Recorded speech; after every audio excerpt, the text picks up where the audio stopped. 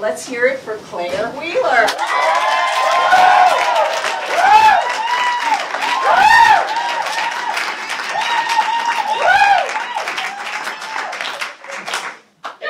Everybody still here? Still with me? Yeah. Great. Hi, I'm Claire. My project is about reclaiming work to build a world that works. And I set out to build a consulting practice that could put my shiny new MBA skills to use, supporting people and organizations that are doing work that they love. And I had two big goals. The first was to come to personal clarity and confidence about this business concept. And the second was to figure out how to communicate that effectively to other folks. So I'm going to tell you the story of what I did to create Rework and how it, in turn, worked on me. So the truth is, I have no idea how I got here. I never made a conscious choice to come to school. I can't even really tell you how I knew about Marlboro. I never really weighed the pros and cons. I never really thought through the logistics of the decision.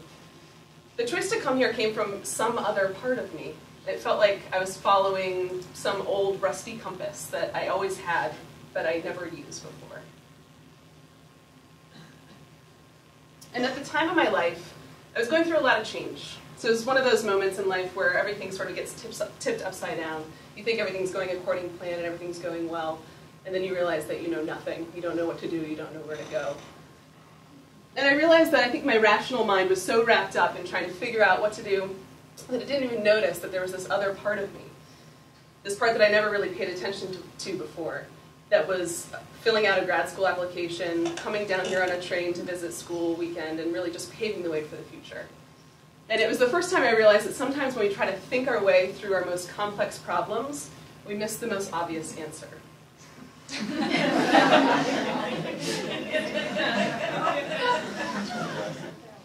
Following my intuition to come to grad school, it really shed a new light on that phrase, follow your passion, which we're often told that it's really hard to figure out how to do. But it was the first time that my spirit and my skills were actually working together, and it was the first time that I felt whole. And I think I'd always steered clear from this intuitive and creative part of myself because I figured that I just wasn't that kind of person. I've always been very practical. I really like responsibility and love safety. I've always been a really honest worker, but I never felt very passionate about the work that I was doing.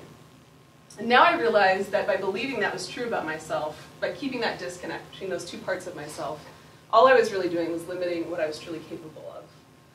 When you think about it, in our culture, we're pretty conditioned to be disconnected, both within ourselves and from each other. So it's that disconnect between the head and the heart, our truth and our actions, magic from reality, or maybe a real job and meaningful work, or in my case, the artists and the rest of us. The most important thing I learned here at Marlboro was how to remedy that disconnect. So we learned how to change the world by taking two seemingly opposed things and actually seeing them as parts of the same whole.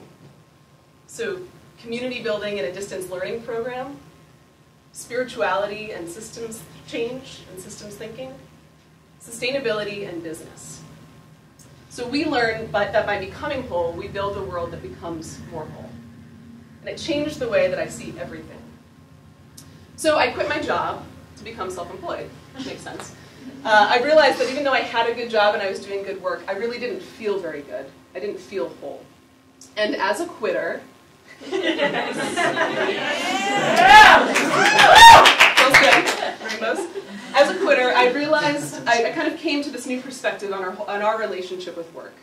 At a young age, we're taught to get a job in exchange for some sort of promise of security, a return on investment for all of the smarts and the skills and a whole lot of the time that we put in. That if we do a good job now and put in a lot of time, eventually we'll be able to retire and relax and actually enjoy life. But as our economy gets bigger and bigger and bigger, that promise gets further and further away. And as sea levels rise, and income inequality expands, and corporations assume personhood for the purpose of enacting anti-people policies, we're starting to realize that the economy that we've created, the one that we go to work for, isn't working for us. And it turns out I'm not alone. The way we're doing business is changing. So more than ever, individuals are quitting the traditional workforce to pursue following a career that can match their true gifts and go to work for themselves. And nonprofits are enterprising new models to sustain their missions. And businesses are bringing in more bottom lines and multi-stakeholder models. This is not business as usual. This is a shift in consciousness. And this is a new way of being. That by following our passion to meet a real community need, we are more alive in our work. And in turn, we're creating a world that is more alive. This is what brings me alive. This is my calling. This is rework. And now I'm going to tell you a little bit about the work that I did to create rework by showing you the website and some of the other deliverables. So rework creates helpful systems, solutions, and strategies to match the creative genius of people and organizations that are changing the game. Rework's clients are the creatives, change makers, and community-based businesses that by reinventing the way that we work are in turn re-envisioning a new economy that's actually restorative to people, place, and planet. When these folks are in need of additional clarity or capacity to manage projects, to implement new business tools, to change old habits, or to make strategic decisions, they need support from somebody who gets it. Somebody who can give them the skills while also holding the spirit of the work at hand. And that's what rework offers. So following your passion and creating a business, going against the grain, all while trying to make a living, takes a lot of work. Rework's mission is to translate, craft, and deliver custom business solutions that free clients to do the work that they love. And to bring rework alive, I created this website using Squarespace, which is fantastic.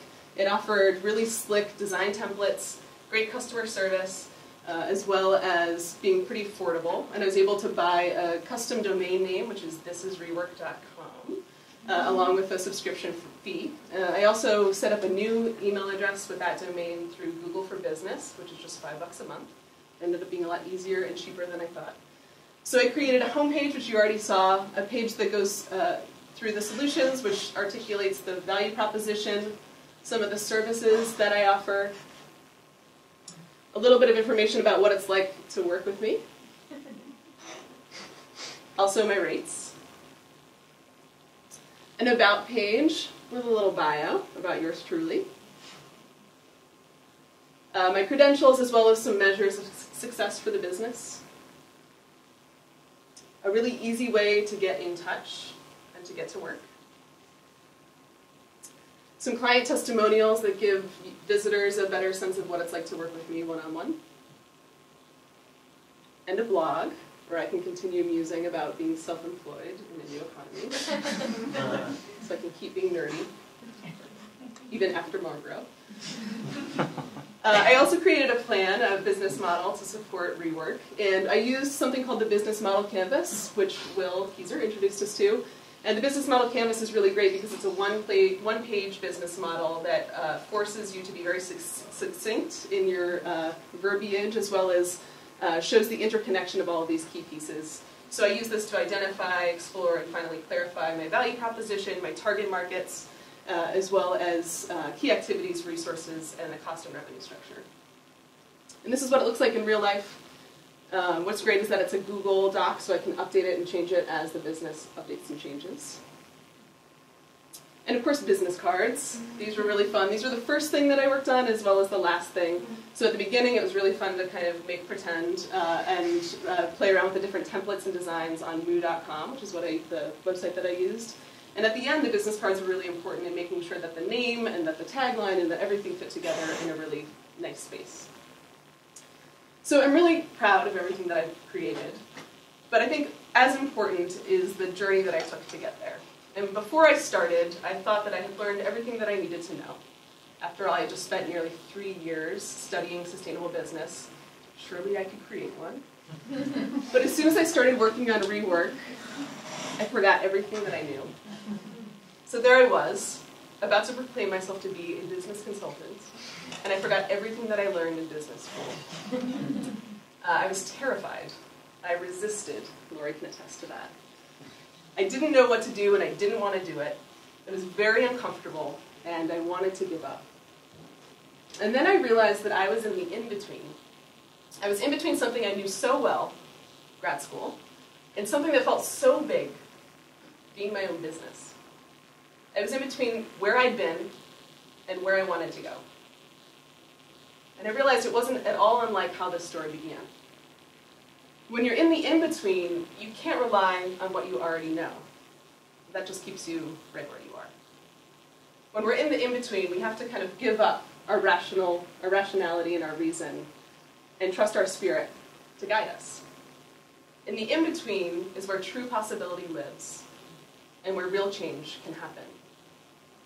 And even though I realized that it wasn't a Capstone deliverable, by going through this Capstone process, I learned everything that I needed to know to also be able to support my clients when they're managing change, when they're in the in-between, whether they're setting up a new business, whether they're changing old habits, or simply just facing their financial statements. Everything that I learned through this Capstone process and everything that I learned at Marlboro not only gave me the skills to be able to do this work, but also the spirit to be able to hold it. So it may not go according to plan. I may make mistakes. But in the in-between is not time for these petty concerns. It's time to trust that I'm not the same person who started, that I have everything that I need, and to let the compass guide me.